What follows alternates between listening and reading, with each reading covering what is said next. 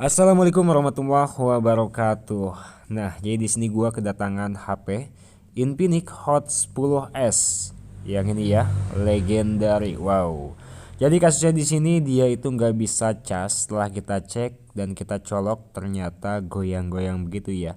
Ini bisa kita artikan bahwa kerusakan pada handphone ini adalah dari port USB ataupun dari konektor chargernya. Jadi di sini yang pertama kali bakalan kita cek yaitu bagian mesin paling bawah, yaitu bagian papan PCB dari konektor casnya tersebut. Oke, jadi pertama-tama di sini kita bukanya seperti biasa dengan menggunakan kuku. Itu sangat memudahkan sekali ya. Untuk teman-teman teknisi pemula ya, jadi di sini gue saranin untuk memiliki kuku seperti ini. Jadi itu sangat memudahkan sekali untuk membuka back cover ataupun apapun yang bisa teman-teman gunakan ya.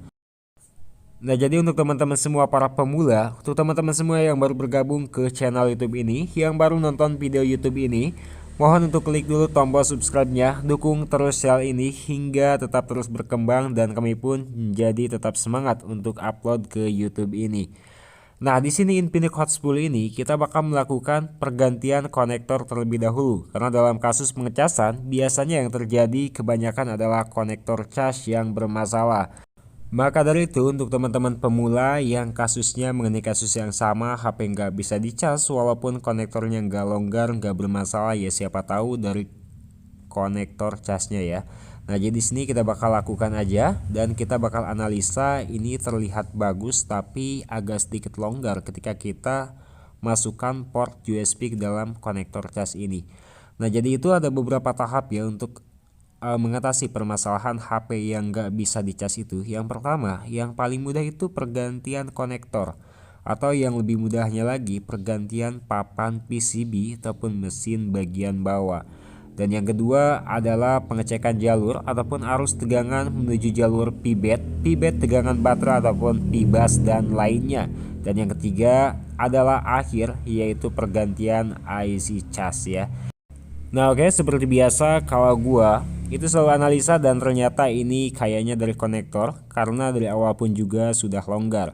Sudah nggak mungkin ini sudah kebanyakan, ya banyak yang masuk ya, sudah bobol dan sudah melebihi janda itu apa sih ya. Dan jadi di sini kita menggunakan papan PCB. Papan PCB itu harganya berapa?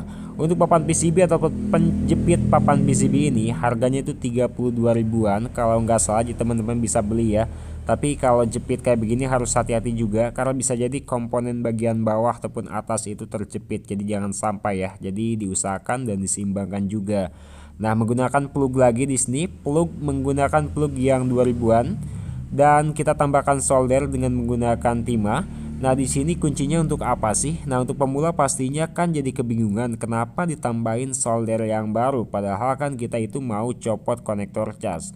Tentunya di sini ada penjelasannya ya, dan ada kemudahan juga ketika kita menggunakan solder ataupun disolder ulang dan ditambahkan timah untuk si kaki dari konektor dan juga kaki-kaki dari pin konektornya tersebut. Ini untuk memudahkan karena timah yang lama itu biasanya keras dan suka cepat mengering. Jadi kita tambahkan untuk timah yang baru yang masih segar ya. Jadi di sini kayak begitu. Lalu di sini kita bisa siapkan blower. Blower yang gua pakai adalah blower Quix 858D yang digital dengan tegangan 350 untuk panas dan heaters untuk anginnya yaitu 3. Di sini kita menggunakan solder. Nah, cepat ya, kalau menggunakan solder itu cepat, enggak terlalu lama. Biasanya kan kalau kita para pemula itu hanya dengan menggunakan blower ataupun solder uap dengan tegangannya masing-masing ya, karena setiap blower itu beda tegangan dan beda heatersnya juga. Jadi di sini untuk blower yang baru ya tegangannya 350 dan 3 aja untuk anginnya. Dan di sini kita menggunakan konektor yang Cina yang universal punya. Jadi untuk konektor ini adalah konektor yang universal punya ya. Jadi bisa digunakan di manapun.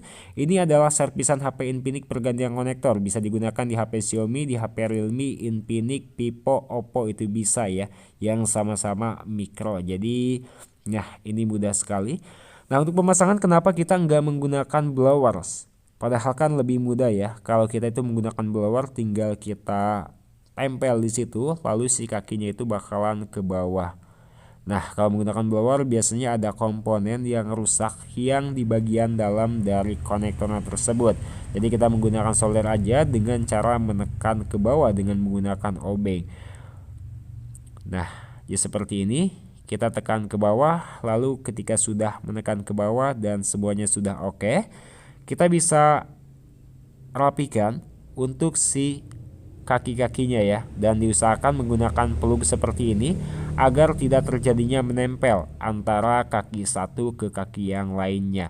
Nah, teman-teman juga bisa menambahkan timah sedikit aja ya di sini. Timah sedikit aja untuk memperkuat kakinya, karena kalau servisan itu enggak bener-bener enggak bener-bener oke, itu si konsumen itu bakalan retur dan kita itu bakalan susah lagi untuk membongkar. Dan biasanya sih pastinya ada garansi dalam setiap servisan. Kalau gua misalkan pergantian konektor dari HP 1 juta hingga 2 juta itu sekitaran 70 ribuan, asalkan mikro dan nggak menggunakan lem T7000 T8000 lem LCD, itu sekitar segitu.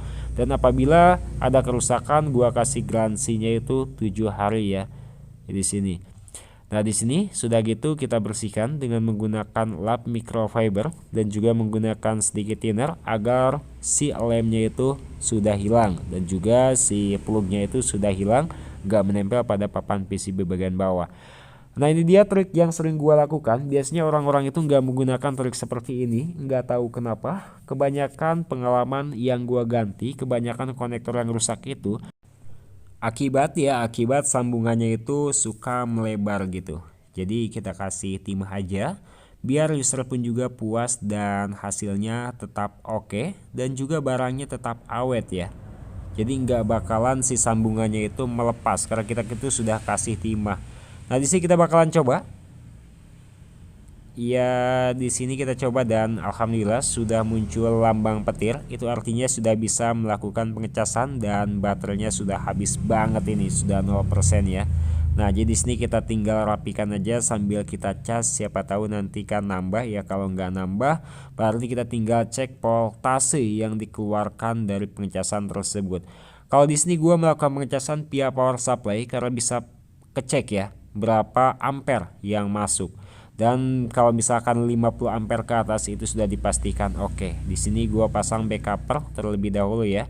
Ini lem-lemnya kita cabut aja, kita pasang seperti biasa, lalu kita rapikan lagi dan kita uji tes lagi untuk pengecasannya. Apabila bertambah ya berarti alhamdulillah rezeki kita dan itu sudah oke. Berarti tinggal kita kasih ke nota dan ke usernya. Oke, jadi di sini kita uji tes kembali dengan menggunakan charger dari bawaan power supply-nya. Di sini dia bisa melakukan pengecasan dan kalau gua lihat di power supply itu tegangannya itu menembus ke 0,6 ampere. Berarti bisa mengecas dengan pengecasan yang sangat normal. Dan inilah hasilnya. Baru gua taruh sebentar dan sudah 1%, itu artinya sudah oke untuk handphone ini.